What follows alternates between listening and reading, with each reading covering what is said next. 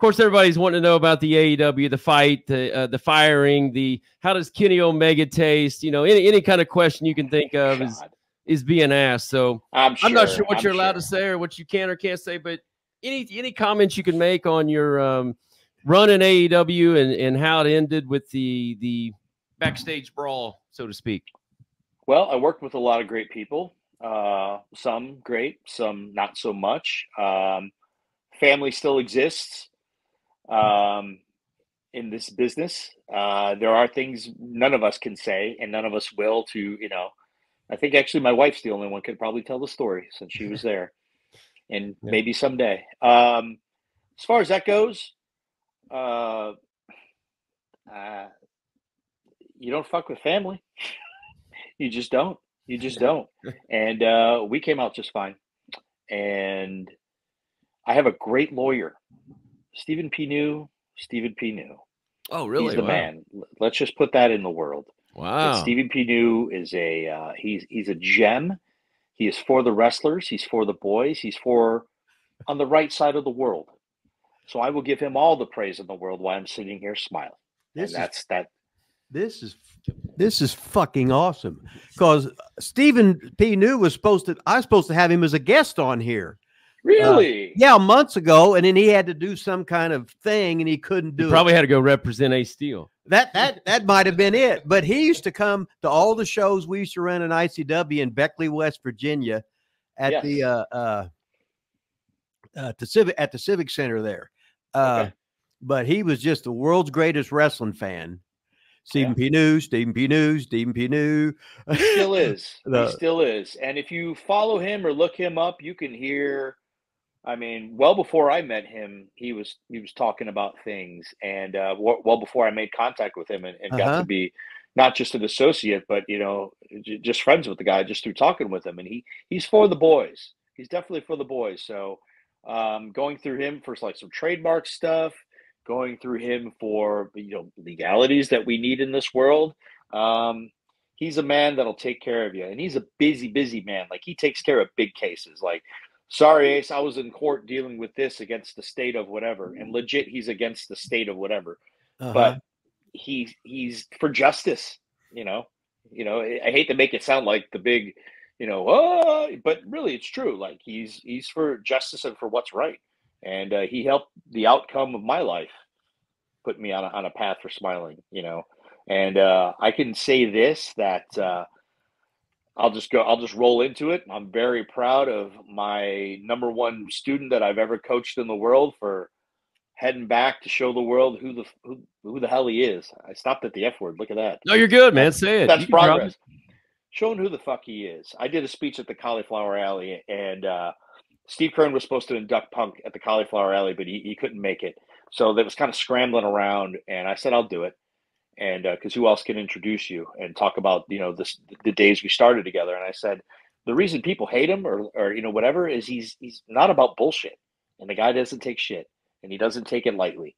And when you've had enough shit, you either explode or you take care of business yourself, and, and you defend yourself. People don't like him because he defends himself or, calls stuff out when it's not proper. But if you treat him right, he treats everyone else right, and that's just not waving his flag. That is because we're friends. And I said this in a promo that we're family, and we are family. Family's not always blood. And that's something you find out when you get older, right? You can look at your family, and even though you're blood, that doesn't mean they're the best people in the world. But a lot of the people I surround myself aren't blood that are my family.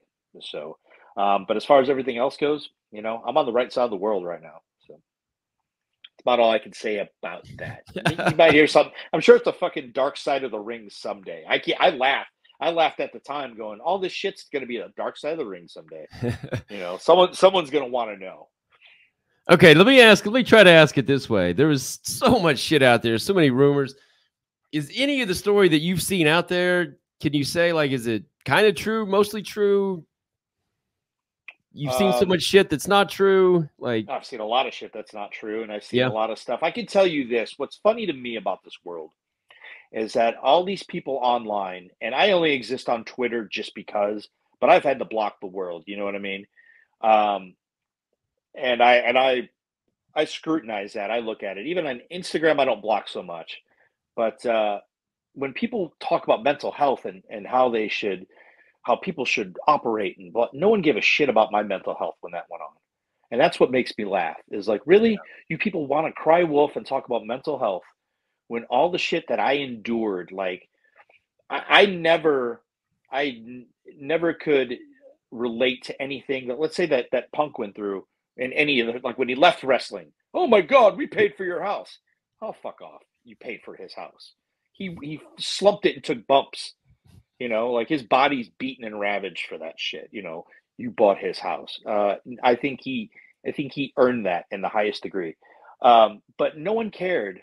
I never could relate to him as much during that time as how much we were getting slammed and destroyed online or all this other shit or whoever put stuff out. And there are so many lies. Like, let's put it this way. I used to work for AT&T as a manager for 10 years. I was a high-end manager of fiber splicers.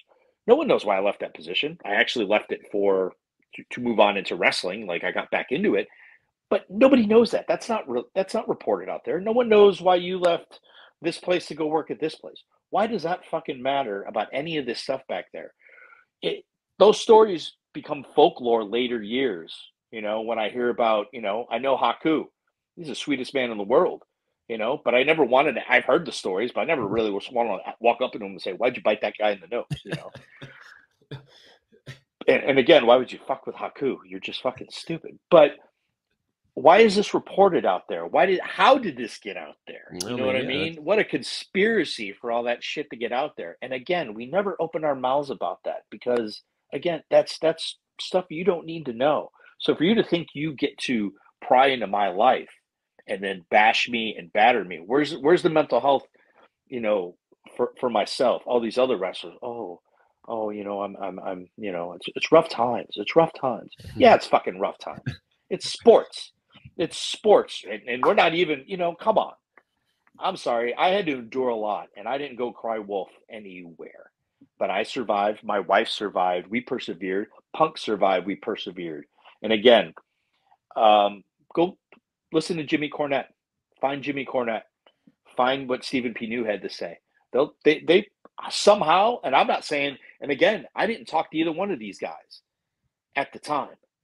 In fact, you know, Cornette, I mean, they just somehow know. They knew. Someone either told them or they just figured it the fuck out, you know, but it's not hard. Back in Harley's day, I come from a generation, not that I am not a badass, but I come from a generation of you handle things yourself. Again, we were around Harley race. You gentlemen, you go to the same age as me, you know. Hey, let's go handle it. Let's not talk. I won't talk shit on you. I'll talk to you face to face. Yeah, I get it. Yeah, man. Yeah. So I just never saw the Stephen P. New swerve come into this, Rip. I don't know about you, but it's not where I saw this going, man. No, Steve. It's like Stephen P. New. He'll show up at conventions. We always get our pictures taken together and stuff, right? Yeah. He buys my books. We're bullshitting this and that. He'll tell me a story about this and that, and then because I listen to Corny's podcast and to me he's the most famous lawyer in the world. Indeed. he's over with me. Johnny Cochran ain't got shit on Stephen P. New. Oh, watch. I said watch this next video that's coming up on your screen. Remember now, watch it. That I can't get the shit closed.